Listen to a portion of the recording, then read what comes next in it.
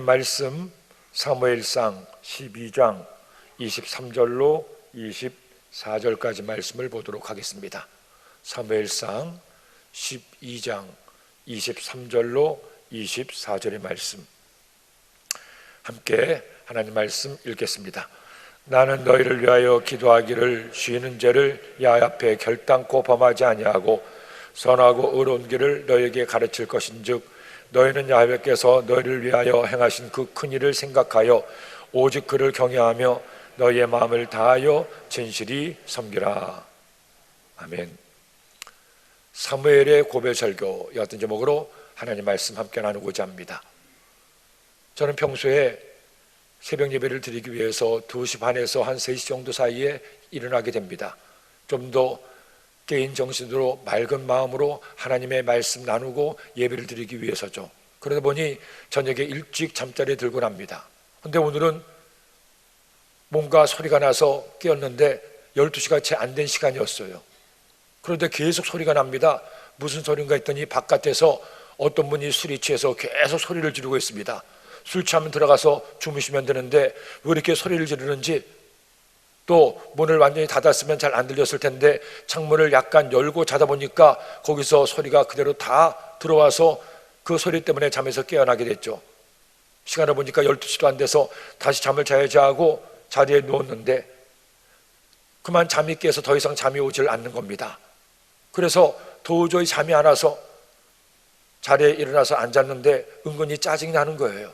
아니, 저분은 왜 저렇게 소리를 이 밤에 질러가지고 나를 깨우게 했을까 하는 생각이 나는데 잠도 더 이상 못 자고 이거 어떻게 하지, 오늘 하루도 일정이 굉장히 많은데 하는 생각을 하다가 문득 그런 생각이 들었습니다. 아니지, 내가 그렇게 짜증만 내선 될 일이 아니지. 하나님께서 뭔가 뜻이셔서 저분을 통해 조금 일찍 깨어나게 하셨지.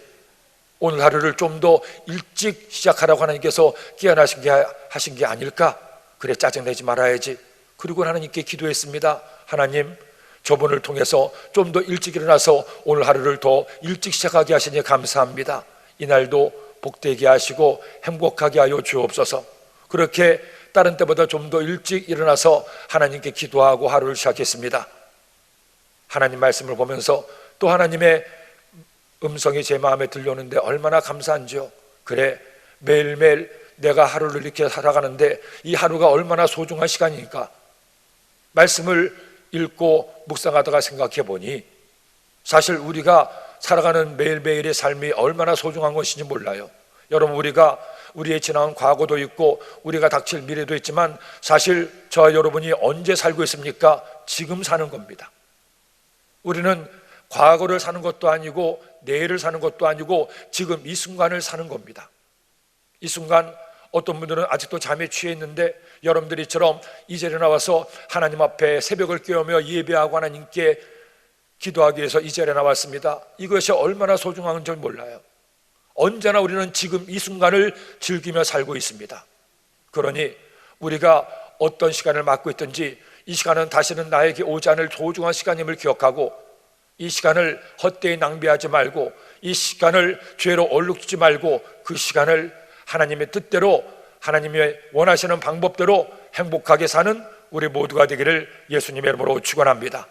오늘 새벽에 좀 일찍 일어나다 보니 새벽도 아니고 밤에 일어났지만 그런 하나님 은혜가 제 마음에 와서 얼마나 감사한지요. 그렇게 우리에게 다시는 오지 않을 소중한 이 지금의 순간들을 잘 살아야 되는데, 정말 잘 살아야 되는데, 그렇다면 어떻게 사는 것이 지금 이 순간을 잘 사는 방법이겠습니까? 우리가 베일간의 성경을 시작한 지 어느덧 오늘로 10하루째가 됐습니다. 10일을 넘겨서 11일째 하나님 말씀을 나누고 있는데 지난 11일 동안 우리가 함께 보았던 말씀의 주인공은 뭐니 해도 사무엘이 아니겠습니까? 사무엘이 어린 시절에 어떻게 어머니의 기도를 통해서 태어났고 어떻게 하나님 앞에서 자라났으며 어떻게 백성들에게 인정받고 백성들을 잘 섬겼는지를 우리가 지난 과정을 통해서 쭉 보게 되었습니다. 그리고 오늘 11장 말씀을 통해서 사무엘은 공식적인 고별 설교를 통해 이스라엘의 사사로서의 역할을 다 감당하고 퇴진하게 됩니다. 그 마지막 과정에서 오늘 이 말씀을 통해서 사무엘은 자신이 지난 삶을 어렵게 살았으며 또 우리가 지금 이 순간에 살아내는데 어떻게 사는 것이 잘 사는 방법인지를 그의 삶을 통해 우리에게 모범을 보여주고 있습니다. 그러므로 여러분 매일매일 살아가면서 순간순간을 살아내는 그 순간 동안에 오늘 이 사무엘의 모습을 통해 내가 어떻게 살아야 될 것인가를 깨닫고 지금 이 순간을 감사함으로 기쁨으로 하나님이 원하시는 방법대로 행복하게 잘 사는 우리 모두가 되기를 예수님의 이름으로 축원합니다. 그렇다면 사무엘이 어떻게 살았습니까? 또 이 마지막 백성들을 떠나면서 어떻게 그들을 가르치고 권면하고 있습니까? 제일 먼저 12장 1절로 18절 말씀 보니 사무엘의 마지막 가르침이 나오게 됩니다. 사무엘은 자신의 삶을 돌아보면서 이처럼 고백하고 있죠. 1절로 3절 말씀 읽겠습니다. 사무엘이 온 이스라엘에게 이르되 보라 너희가 내게 한 말씀 내가 다 듣고 너희 앞에 왕을 세웠더니 이제 왕이 너희 앞에 출입하느니라. 보라 나는 늙어 머리가 휘어졌고 내 아들들도 너희와 함께 있느니라. 내가 어려서부터 오늘까지 너희 앞에 출입하였거니와 내가 여기 있나니 야훼 앞과 그의 기름 부음을 받은 자 앞에서 내게 대하여 증언하라. 내가 누구의 소를 빼앗았느냐 누구의 나귀를 빼앗았느냐 누구를 속였느냐 누구를 압제하였느냐 내 눈을 노리게 하는 뇌물을 누구의 손에서 받았느냐 그래야했으면 내가 그것을 너에게 갚으리라 하니. 오늘 이 말씀을 보니 사무엘이 그들에게 마지막으로 이렇게 당부하게 됩니다. 너희들이 원해서 왕을 세우고 이제 나는 나의 소임을 다 마치고 나의 자리에서 떠나려고 한다고 마지막 자신이 떠나고 퇴장하는 것을 백성들에게 말하고 있습니다. 사실 사람이 어떤 일이든 시작할 때가 있는가 하면 그 일을 끝낼 때가 있죠. 어떤 자리에 임명을 받을 때가 있는가 하면 그 자리를 떠날 때가 있습니다. 이른바 박수 칠 때 떠나라는 말이 있지 않습니까? 우리가 어떤 일을 잘 마무리할 때도 아름답게 유종의 미를 거두고 사람들의 축가 속에 떠나는 것이 얼마나 아름답고 귀한 것이겠습니까? 요즘 정년퇴직을 하는 분들도 많이 계십니다. 똑같은 인생을 살아도 명예롭게 정년퇴직을 하고 그렇게 또 새로운 삶을 설계하는 것이 보기에도 얼마나 좋겠습니까? 하지만 떠날 때 제대로 떠나지 못하게 되면 그의 삶은 추해지고 못나 보일 수도 있다는 것이죠. 제가 어릴 때 저희 집에 쓰던 광복 20년이라는 책을 봤습니다. 저희 아버님이 사셨던 책이었는데 역사에 좀 관심이 있어서 우리나라 역사 초창기에는 어떤 일이 있었는가 봤더니 그 1945년 8월 15일 날 해방되기 며칠 전부터 역사의 기록을 시작해서 해방되고 나서 정부가 수립되고 여러 가지 일련의 정치 과정들이 쭉 그 책에 나와 있었습니다. 그 시대를 살았지 않았지만 그 책을 통해서 건국의 초창기에 이런 일들이 많이 있었구나 하는 것을 알 수가 있었죠. 한 가지 안타까운 것은 그 당시 이승만 대통령이 초대 대통령이었고 또 장로의 직분이기도 했고 독실한 크리스찬이라서 우리나라가 건국될 그 당시에 제헌국회에서 법이 제정될 때에도 하나님 앞에 기도함으로 법을 세웠던 아름다운 기록이 있습니다. 그 당시 국회의원이었던 이은영 목사님이 기도함으로 그 제헌국회를 시작했고 그렇게 해서 오늘날의 대한민국의 기초를 닦을 수가 있었죠. 그리고 6.25 전쟁의 그 침략의 위기 속에서 온 나라가 공산주의 붉은 물길로 뒤덮였을 때 이승만 대통령이 최선을 다하고 외교적 노력을 해서 마침내 유엔과 미군을 도움으로 얻어서 마침내 그 전쟁에서 패하지 않고 적화되지 않고 오늘의 대한민국을 만드는데 결정적인 역할을 하지 않았습니까? 그렇게 건국의 공로가 있는 대통령인데 오늘날 여러 가지로 폄하되고 있는 이유가 뭡니까? 안타깝게도 그분이 떠나야 될 때 떠나지 않고 계속 법을 고치고 또 법을 고치고 그것도 초법적으로 위법적으로 법을 고쳐서 종신 대통령이 되려가는 바람에 결국 4.19 혁명으로 쫓겨나게 되고 불명예스러운 퇴진을 겪게 되었습니다. 그런데 안타까운 것은 그 다음에 역사도 되풀이됐죠. 박정희 대통령도 마찬가지입니다. 그분의 공과 가가 다 있지 않겠습니까? 경제 발전을 이루는 공이 있는가 하면 독재를 했던 과도 있습니다. 하지만 공과 과는 접어두고라도 그분이 정말로 열정적으로 일했고 오늘날 대한민국을 이루는데 초석이 된 것은 누구도 부인할 수가 없을 겁니다. 삼선 개헌까지만 했더라도 존경을 받고 물러갈 수가 있었을 텐데 그만 10월 유시더라고 그분 역시 똑같은 종신 대통령을 꿈꾸다 보니 11.6 사태로 비운의 운명을 달리하게 된 것이 아니겠어요. 하지만 이 사무엘은 달랐습니다. 사무엘은 백성들이 왕을 세워달라고 요구했을 때 그의 마음에 들지 않았지만 하나님도 원하지 않았지만 백성들의 의견을 존중해서 왕을 세웠죠. 왕을 세운 다음에 이제 그가 떠나야 될 때가 됐음을 알게 된 겁니다. 그래서 이렇게 명예롭게 퇴진하면서 얘기하는 거죠. 자기 자신을 돌아보면서 혹시나 자신이 잘못한 것이 있는지 백성들에게 묻고 명예스럽게 물러나기로 결심을 한 거죠. 내가 너희들의 것을 강제로 빼앗았다든지 손해를 끼쳤다든지 뇌물을 받았든지 하는 잘못이 있으면 얘기하라. 내가 그것을 갚고 깨끗하게 물러가겠다고 얘기하는 거예요. 오늘날 우리 대한민국 사회에 여러 가지 많은 어려움과 문제가 있겠지만 그중에 또 한 가지 안타까운 것은 이 사무엘처럼 떠나야 될 때 떠나고 또 자신의 삶을 돌이켜보면서 이렇게 당당하게 말할 수 있는 존경받는 원로나 리더가 없다는 겁니다. 정치, 경제, 사회, 문화 그 많은 부분에서 사람들이 그래 저분처럼 살아야 돼 하고 존경할 만한 분들이 그렇게 없다는 거예요. 또 한국 사회가 워낙 부정적인 경향이 강하다 보니 존경할 만한 인물이 있어도 어떻게든 흠을 잡아서 깎아내려고 해서 그렇게 존경의 부분을 빼앗아가고 하다 보니 역시 또 존경받는 원로가 없는 모습을 보게 됩니다. 하지만 이 사무엘은 달랐죠. 사무엘은 이렇게 자신을 백성들 앞에 다 내보일 수 있을 만큼 그들이 존경하는 사람이었고 인정받은 사람이었습니다.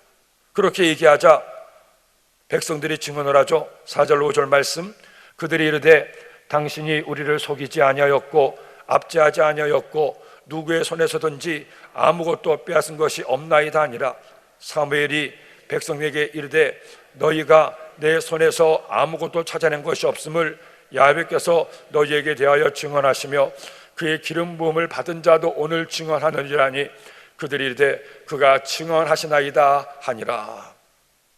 사무엘은 당당했던 겁니다.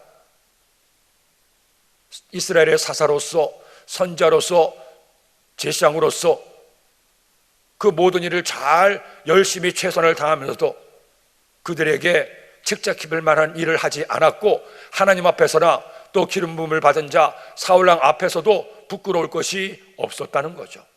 저는 이 사무엘의 당당한 퇴진 고별 설교를 들으면서 과연 나도 이렇게 얘기할 수 있을까? 아무리 생각해봐도 그렇게 큰 자신이 없어요. 많이 부족하고 연약하고 잘하지 못한 것도 많이 있는데 부럽기도 했습니다. 사무엘 참 당당하구나. 나도 주의 종으로서 목사로서 성도들을 섬기는 영적인 리더로서 이렇게 고백할 수 있어야 되는데 그래 내가 다시 한번 이 사무엘을 본받아 이렇게 부끄럼 없는 목회를 하고 삶을 살아야 되지 않을까 하는 생각을 하게 됐어요. 여러분들은 어떻습니까?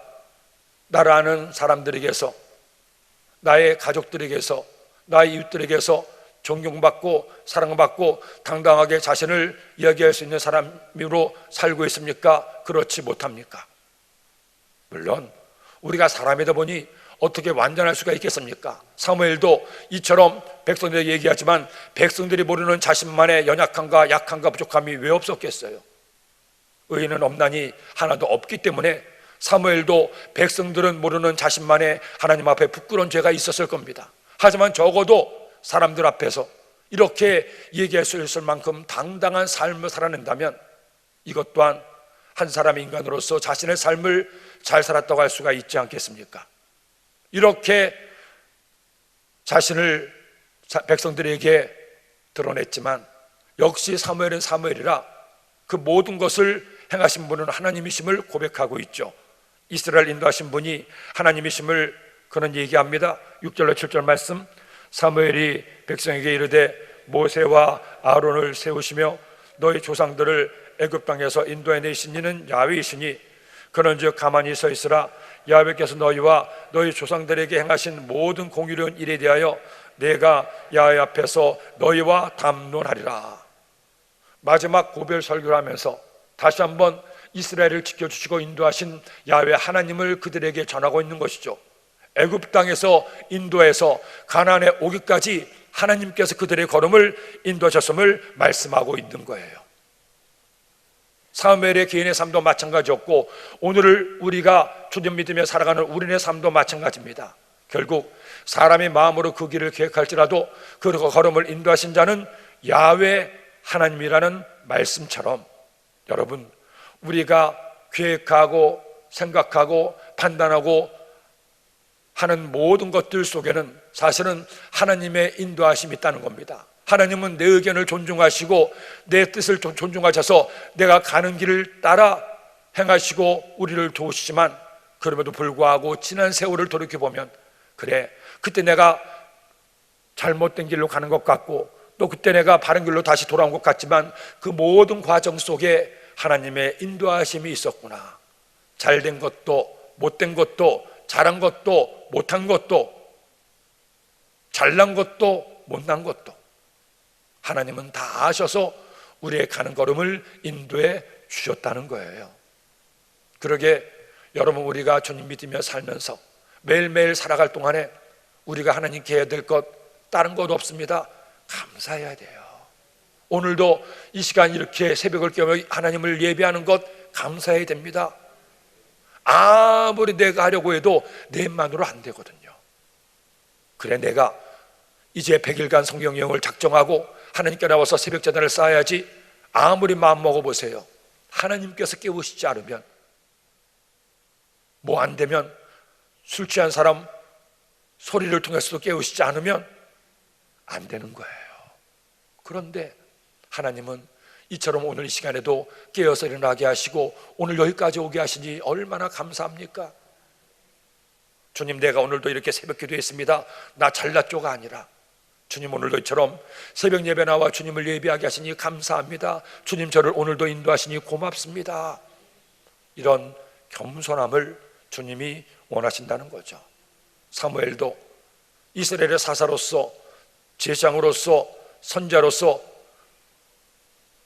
그 어떤 사람도 하지 못한 세 가지를 다 감당했지만 이렇게 겸손하게 하나님께서 인도하셨음을 말씀하고 있죠. 그리고 그 하나님께서 마침내 가나안에 그들을 인도하시고 정착하게 하심도 말씀하고 있습니다. 8절 말씀. 야곱이 애굽에 돌아간 후 너희 조상들이 야훼께 부르짖음에 야훼께서 모세와 아론을 보내사 그 두 사람으로 너희 조상들을 애굽에서 인도해내어 이곳에 살게 하셨으나, 지금 살고 있는 것도 하나님의 인도하시며 하나님의 도우시며 하나님의 축복이라는 겁니다. 나를 인도하신 하나님께서 지금 나의 삶도 책임지시고 함께 하시고 복을 주시고 있다는 겁니다. 오늘도 우리가 주님께서 나를 인도하심, 그 인도하심에 따라 여기에 와 있지만 오늘 하루를 살아갈 동안에도 여러분 기대하는 마음으로 이 하루를 사십시오. 내가 만나는 사람들도 기대하는 마음으로 만나시고 하는 일들도 기대하며 일하십시오. 하나님이 오늘은 또 나에게 어떤 일을 행하실까? 어떤 선한 일을 행하실까? 물론 오늘 지나다 보면 어려운 일도 만날 수도 있고 원치 않게 몸이 다칠 수도 있고 힘들 수도 있어요. 그러나 여러분, 그것마저도 하나님께서 보고 계심을 기억하고 매사에 기대하고 감사하고 기뻐하는 우리 모두가 되기를 예수님의 이름으로 축원합니다. 결국 나의 삶이, 내가 사는 이 순간이 하나님의 선물임을 우리가 알 수 있다면, 깨닫는다면 무엇이 그렇게 우리를 힘들게 하고 아프게 하고 속상하게 하겠어요? 그래, 이것도 하나님이 다 알고 계시지. 주님, 제가 주님께 내본 것을 맡깁니다. 맡길 때 주님께서 맡아주시고 은혜 날 이어줄 줄로 믿습니다. 그렇게 하나님께서 이스라엘 백성들을 인도하시고 복 주시고 살게 하셨는데 백성들은 어떻게 반응했습니까? 9절로 11절 말씀, 그들의 하나님 야훼를 잊은지라 야훼께서 그들을 하솔 군사령관 이스라엘 손과 블레셋 사람들의 손과 모압 왕의 손에 넘기셨더니 그들이 저희를 치매 백성이 야훼께 부르짖어 이르되 우리가 야훼를 버리고 바알들과 아스타로스를 섬김으로 범죄하였나이다. 그러하오나 이제 우리를 원수들의 손에서 건져내소서. 그리하시면 우리가 주를 섬기겠나이다 하매 야훼께서 여룻바알과 베단과 입다와 나 사무엘을 보내사 너희 사방 원수의 손에서 건져내사 너희에게 안전하게 살게 하셨거늘. 하나님이 애굽에서 구원시켜 나오게 하셨고 홍해바다를 건너게 하셨고 광야 40년 동안에 그들을 먹이셨고 입히셨는데, 그리고 마침내 가나안 땅에 들어와서 수많은 전쟁에서 이기게 하시고 그 땅에 정착하며 살게 했는데, 그리고 한 가지를 명령하셨죠. 내가 너에게 명한 율법의 말씀대로 살면 너희들의 날이 장구하고 너희들에게 나의 복이 임하게 되리라. 하나님의 말씀, 율법의 말씀대로만 살면 그들은 평생에 그들을 대적할 자가 없고 하나님의 보호하신 가운데 살 수 있음을 약속하셨어요. 그런데 이스라엘 백성들은 그 하나님과의 약속을 저버리고 그들의 조상 아담처럼 또 하나님을 배신합니다. 하나님을 믿고 섬기는 것이 아니라 가나안 사람들이 믿고 따르는 우상들을 섬기고 우상들을 섬기며 그들의 습속을 닮아서 음란하게 살고 방탕하며 살고 가난하고 약한 자를 돌보는 삶이 아니라 그들을 압제하고 수탈하는 삶을 살고, 선서에서 이스라엘 백성들의 죄는 크게 세 가지 죄가 있습니다. 종교적 죄, 도덕적 죄, 경제적 죄. 종교적 죄라 하면 우상을 숭배하는 것을 말하고, 도덕적인 죄는 가나안 사람들이 했던 음란하고 방탕한 삶의 죄를 얘기하는 것이고, 경제적 죄는 율법의 정신에 가장 중요한 정신 중에 하나가 가난하고 어려운 이웃을 돌보고 섬기고 고아와 나그네와 과부 같은 사회적 약자들을 가진 사람들이 도우라고 말씀하고 있는데, 오히려 가난한 사람, 고아, 과부, 나그네들을 압제하고 경제적으로 수탈했던 것이 하나님 보시기에 무서운 죄라 그 죄로 인해 그들의 멸망당할 것임을 선서의 말씀을 통해서 말씀하고 있어요. 그런데 이와 같이 이스라엘 백성들이 하나님을 떠나서 이런 죄를 범하게 되자 결국 하나님은 경고에 말씀하셨던 것처럼 그들을 이방 민족들의 침략을 받게 하고 그들로 인해서 핍박받아 고난을 겪게 하는 겁니다. 그렇게 고난당하고 핍박을 받자 아차 우리가 잘못했구나, 하나님께 나와서 하나님께 통해 자복하고 기도합니다. 하나님 우리를 살려주세요. 저희가 또 죄를 지었습니다. 그러자 하나님은 또 그들의 기도를 들으시고 용서하시는 과정. 우리가 이전에 사사기서 말씀을 보았다면 그렇게 계속 반복되는 이스라엘 민족의 슬픈 역사를 볼 수 있을 텐데, 사무엘서 말씀에서부터 보니까 사사시대에 그와 같은 이스라엘 백성들의 죄악의 모습을 단편적으로만 우리가 알 수가 있습니다. 그런데 제가 그 사사기의 말씀을 읽고 또 말씀을 전하면서도 내내 생각했던 것이, 처음에는 이분들 왜 이렇게 살았을까? 왜 이렇게 계속 죄를 지었을까? 하다가 아니지, 이들만 그런 것이 아니지. 우리도 예수님 믿노라면서도 똑같이 그들과 같이 죄를 반복하고 있지는 않는가? 다시는 안 그렇다고 하면서도 또 죄 짓고 또 불의한 우리들 자신이 아닌가? 다행히 우리는 예수님께서 우리의 모든 죄를 다 담당하시고 십자가에 달려 피로 죽으셨기에 그 보혈의 공로로 죄산받아 의인이 되었지, 심판을 면하지.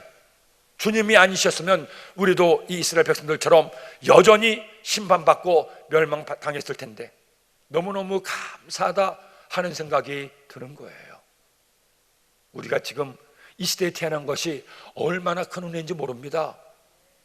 이렇게 예수님 잘 믿고 믿음 생활하게 되는 것이 얼마나 감사한지 몰라요. 구약시대에 태어났으면 우리도 다를 바가 없었습니다. 지금 이 시대에 태어났으니 그것도 지금 이 시대, 그것도 저 휴전선 넘어 북녘 땅이 아니라 이 남한 땅에서 태어났으니 이렇게 마음껏 하나님을 예배하고 있는 것이죠. 그러니까 사실은요, 곰곰이 생각해 보면, 좀 더 세심하게 생각해 보면 우리가 지금 이렇게 살아서 예수님 믿는 것 자체가 은혜라는 겁니다. 얼마나 감사해요. 나그네 같은 삶, 우리가 아무리 잘났든 잘하든 우리 모두 앞서거니 뒤서거니 세상 떠나게 되는데, 주님 믿지 않고 살다가 죽으면 우리는 결국 멸망의 길로 접어드는 것이 아니겠어요? 영원토록 꺾지 않은 지옥불에 던져져 우리는 멸망의 길을 가는 것이 아니겠습니까? 헌데 우리는 살아서도 예수님 믿어 이와 같은 은혜 가운데 살고, 죽어도 천국 가니 살아도 감사하고 죽어도 감사하고. 그러니까 여러분, 좀 때로는 삶이 우리를 힘겹게 하고 내가 원치 않은 일들이 나에게 있을 때에도 이것 생각하십시오. 아니야, 그래도 지금 내가 이렇게 살아있음이 얼마나 감사한가. 이것만으로도 감사하는 우리가 되기를 예수님의 이름으로 축원합니다.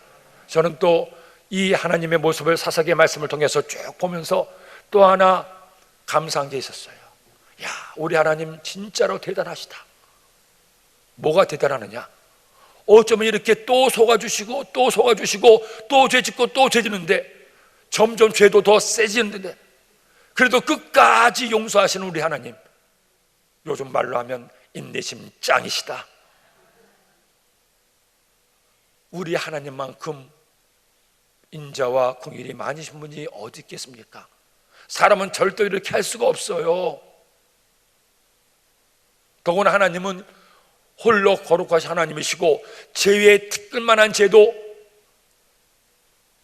내버려두지 못하시는 공의의 하나님이신데, 그래도 회개하면 또 회개하고 회개하면 또 용서하시고 또 용서하시고 또 구원하시는 하나님.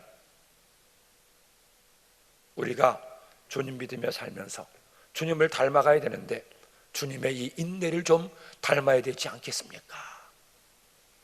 우리가 조금만 더 참고 인내한다면 해결될 수 있는 일들이 너무나 많은데 그 순간을 참지 못해서 내 생각, 내 고집, 내 화를 그대로 드러내다가 어려움을 겪는 경우가 많이 있잖아요.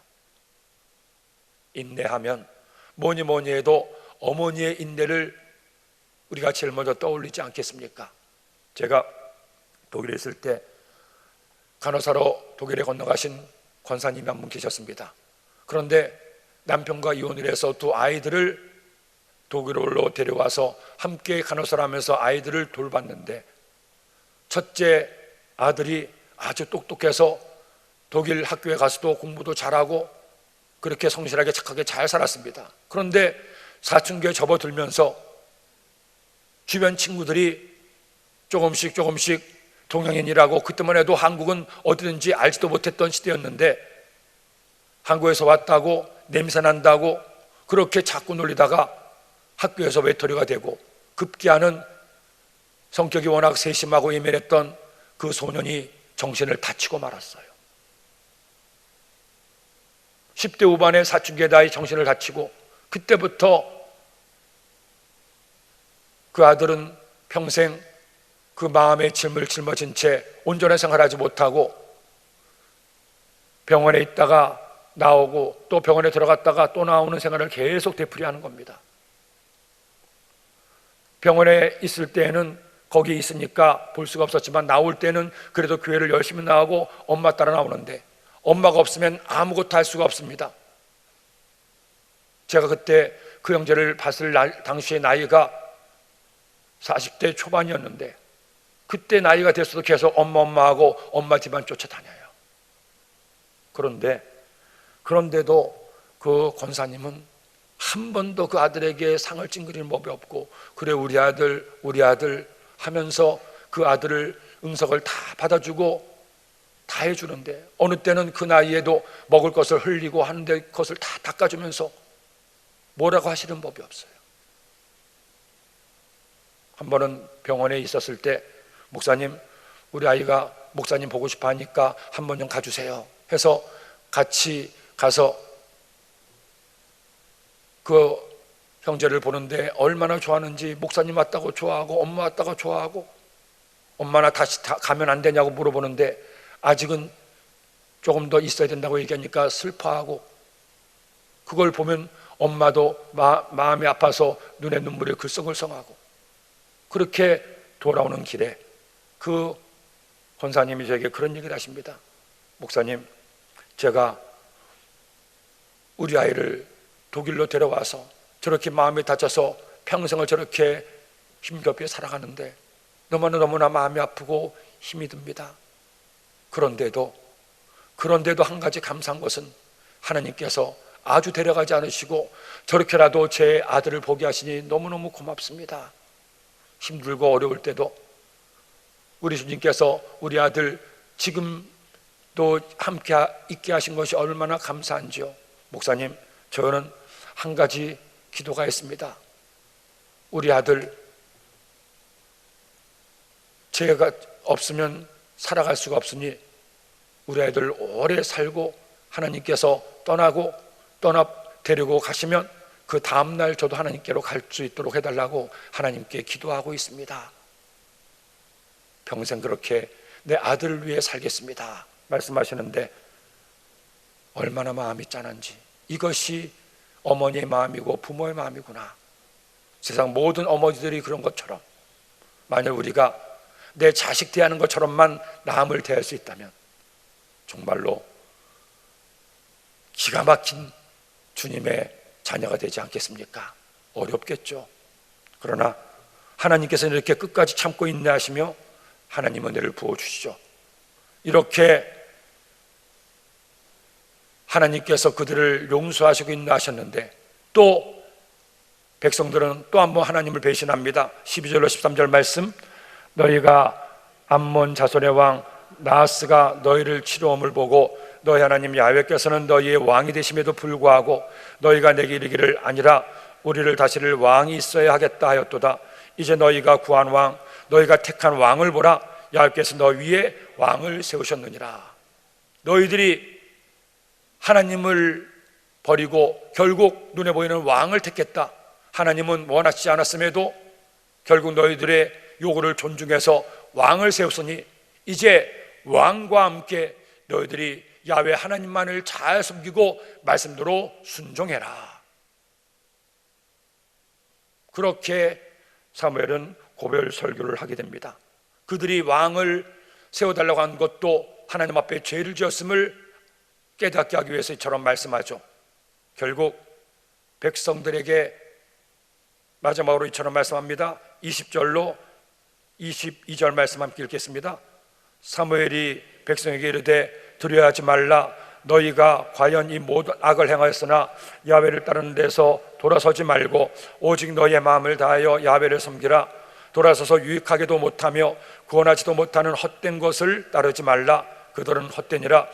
야훼께서는 너희를 자기 백성으로 삼으신 것을 기뻐하셨으므로 야훼께서는 그의 크신 이름을 위해서라도 자기 백성을 버리지 아니하실 것이요. 그렇게 하나님을 배신하고 하나님이 슬퍼하시는 죄를 지었음에도 그들 백성을 기뻐하시는 하나님, 우리를 기뻐하시는 하나님이십니다. 사무엘은 마지막으로 이처럼 말씀하죠. 24절로 23절에서 25절까지 말씀 읽겠습니다. 나는 너희를 위하는 기도하기를 쉬는 죄를 야훼 앞에 결단코 범하지 아니하고 선하고 어려운 길을 너희에게 가르칠 것인즉 너희는 야훼께서 너희를 위하여 행하신 그 큰 일을 생각하여 오직 그를 경외하며 너희의 마음을 다하여 진실히 섬기라. 만일 너희가 여전히 악을 행하면 너희와 너희 왕이 다 멸망하리라. 기도를 쉬는 죄를 범하지 않고 너희를 위해서 기도하고 너희들을 가르칠 것이니 너희도 나의 가르침에 따라 주님께 기도하며 하나님의 말씀으로 살 것을 마지막으로 권면하고 있습니다. 그렇지 않으면 너희들이 왕들과 함께 멸망하게 될 것이다. 이제 우리는 예수님의 십자가 보혈의 은혜로 멸망당하지는 않습니다. 하지만 우리가 하나님의 자녀가 되었음에도 죄짓고 불의하면 하나님을 슬프게 합니다. 하나님 마음을 아프게 합니다. 그러니 하나님 마음을 아프게 하는 불효자가 되지 말고 하나님의 마음을 기쁘시게 하는 효자 성도가 되시기를 소원합니다. 주님이 여러분들 보시고 그래 사랑하는 내 자녀가 오늘도 잘 살았구나 칭찬하시도록 그렇게 하나님의 말씀으로 살아가는 효자여 효녀가 되기를 예수님의 이름으로 축원합니다. 기도드립니다. 하나님 아버지 감사합니다. 오늘도 저들에게 주신 말씀을 주시니 이 말씀 꼭 마음에 새겨 말씀 따라 사는 우리 모두가 되게 하여 주옵소서. 주신 내가 감사하여 귀한 힘을 드린 속기를 드린다이다. 예물에 담긴 마음의 손도 응답하여 주시고 하나님의 복을 더하여 주옵소서. 오늘 하루도 복된 하루 행복한 하루가 되게 하여 주옵소서. 그런 한 주간 되게 하여 주옵소서. 예수님의 이름으로 기도드립니다. 아멘.